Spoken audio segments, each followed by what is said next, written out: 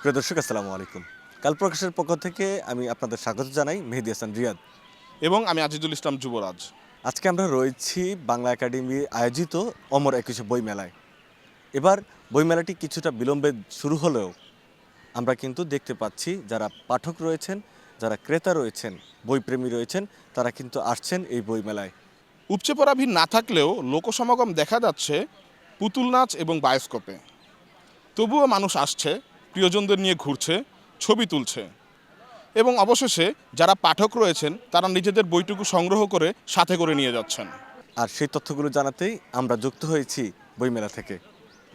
আমরা এখন থেকে একসাথে খেলবো, ঘুরবো, লেখাপড়া করবো। বিকালের মেলার মূল মঞ্চের বিকাল 3টা সেমিনার এবং 4টা সাংস্কৃতিক। প্রথমত কথা হলো যে আমাদের বইমেলা রমজানের জন্য পাঠক নাই বললেই চলে। খুবই কম পাঠক আছে। তারপরে যাও কিছু মোটামুটি আসে, তা দেখা যাচ্ছে থ্রিলারের প্রতি আকর্ষণটা বেশি দেখাচ্ছে তারা, থ্রিলার বা আপনার হরর এই জাতীয়। কিন্তু চিরায়ত বইতে এখন আর সে কোনো আকর্ষণ নেই, মোটিভেশনাল আকর্ষণ নাই আর কি। বিগত সময়ে আসার অনেক ইচ্ছে ছিল, কিন্তু আসতে পারিনি আর কি।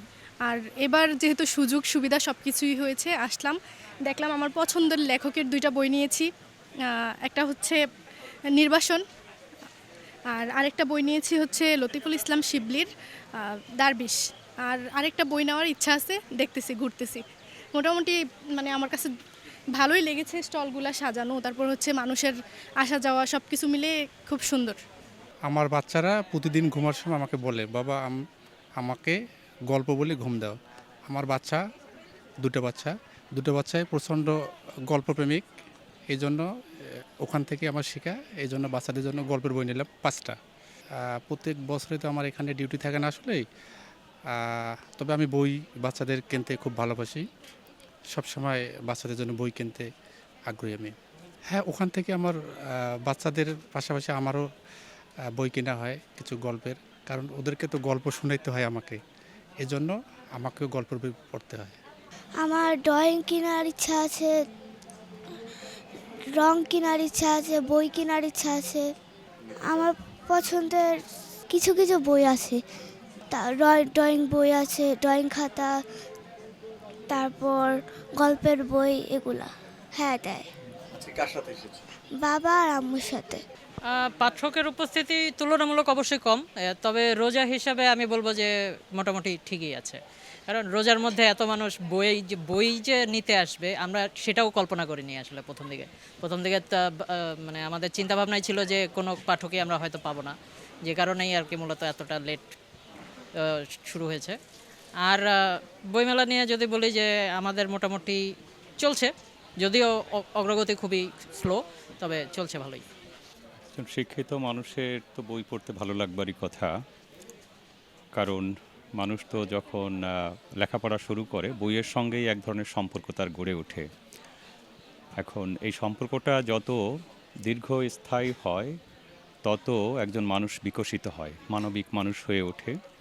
এবং শুধু সে না, একটা সমাজও ধীরে ধীরে এভাবে একটা শিক্ষিত সমাজ হিসেবে গড়ে ওঠে। তো দুঃখজনক হলো বাংলাদেশে বইয়ের পাঠক খুব কম, পাঠের অভ্যেসটা আমাদের দেশে গড়ে ওঠেনি বললেই চলে, যেটা উন্নত বিশ্বে দেখা যায়।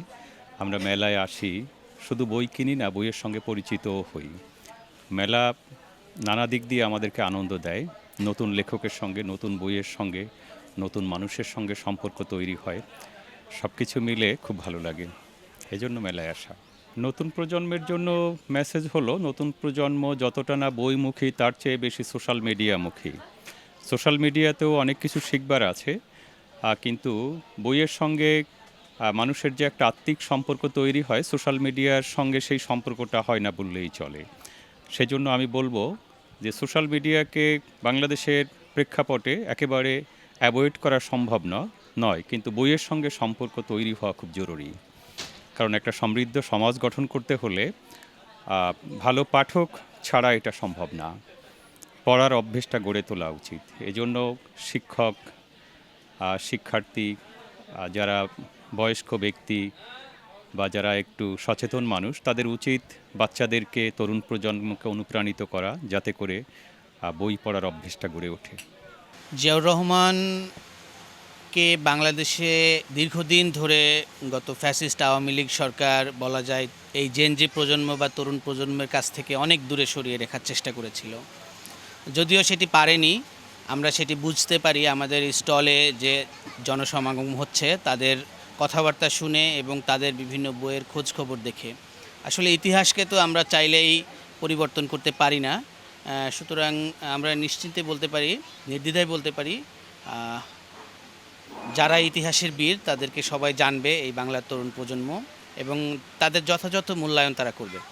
আলহামদুলিল্লাহ আমাদের স্টলে আলহামদুলিল্লাহ ভালোই মানুষের আনাগোনা এবং মানুষ বই পড়তে আসতেছে। প্লাস হচ্ছে আদিবের যে কবিতার বইটা লাভ হয় লাল শাক পুবের আকাশ, এই বইটা হচ্ছে আলহামদুলিল্লাহ ভালোই আমাদের সেল হচ্ছে, সবাই বইটার কারণে আসতেছে। এবং হচ্ছে আমাদের আদিবের যে উক্তিগুলো ছিল এগুলো দিয়ে আমরা টি শার্টের উপর ডিজাইন করছি, এই যেমন জান দেবো ঝুলাই দেবো না, তারপর হচ্ছে আমি জাহান নামের আগুনে বসিয়ে হাসি পুষ্পের হাসি, এরকম বিভিন্ন উক্তিগুলো ছিল। এগুলো হচ্ছে আমরা টি শার্টের মাধ্যমে মানুষকে উপস্থাপন করতেছি মানুষের। আমাদের আলহামদুলিল্লাহ আমরা তুলনামূলকভাবে যে বইমেলায় মানুষের যে আনাগোনা থাকে এটা রমজানের জন্য হয়তো একটু মানুষ কম হচ্ছে, কিন্তু আমাদের স্টলে আলহামদুলিল্লাহ ভালোই মানুষের আনাগোনা হচ্ছে, মানুষ বই কিনতেছে, মানুষ এসে বই পড়তেছে। আমাদের পাশে হচ্ছে হাদি ভাইয়ের ছবি দিয়ে, হাদি ভাইয়ের কথাগুলো দিয়ে একটা ফটো কর্নার বানা হয়েছে, এখানে এসে মানুষ একটু ছবি তুলতেছে। এটা পুরোটা ভাইয়ের আবেগ নিয়ে আসলে ভাইয়ের আবেগ নিয়ে আসতেছে, মানুষ ছবি তুলতেছে, বই কিনতেছে আর কি। ওই যে লাভ হয় লাল শাক পুবের আকাশ, বইটা এখনো পড়িনি, বইটা নিলাম আর কি ভাইয়ের আবেগই, ভাই কেমন লেখে এটা জানার জন্য আর কি। মেলায় আসছি ঘুরতে, প্লাস ভাইয়ের বইটা নিতে আসছি বিশেষ করে। ভাই কি বলবো, ভাই ছিল বিপ্লবী, ভাই আমাদের লড়াই করতে শিখাইছে, আর আমরা ভাইয়ের সেই পথে আমরা লড়াই করে যাবো ইনশাল্লাহ। হাদি ভাইকে নিয়ে বলার মতো কিছু নাই, আমরা সকলেই জানি যে হাদি ভাই কেমন ছিল, তার বিপ্লবী চিন্তাধারা কেমন ছিল, বা তিনি দেশের জন্য কি করে গেছেন আমরা সকলেই জানি। তারপরেও আমি নরসিংদী সরকারি পলিটেকনিক ইনস্টিটিউটে পড়ালেখা করি, তো আমি আসছি শুধুমাত্র হাদি ভাইয়ের স্টলটা দেখার জন্য প্লাস বইটা কেনার জন্য। হ্যাঁ, হাদি ভাইয়ের চেতনায় বইটা নেওয়ার জন্য, বা হাদি ভাই কীরকম দেখছে বা ভাইয়ের চিন্তাধারা কেমন ছিল ওইটা সম্পর্কে আরও বেশি জানার জন্য আমি আসছি আর কি বইটা নিতে। না, আমি বইমেলায় সাধারণত আসি না, আমি যেহেতু ঢাকায় থাকি না, আমি কুয়েটে পড়াশোনা করি। তো এইবার আমার আসার পরে আমার মনে হচ্ছে যে একবার ইনকিলাব সেন্টারের স্টোরটা ঘুরে যাওয়া উচিত, যেহেতু এখানের সাথে হাদি ভাইয়ের একটা কানেকশন আছে আর কি। তো সেই সূত্রে আর কি আমি বইগুলো দেখছিলাম, আর ওনার ব্যাপারে তো কম বেশি আমরা সোশ্যাল মিডিয়া যারা ব্যবহার করি মোটামুটি সবাই জানি আর কি।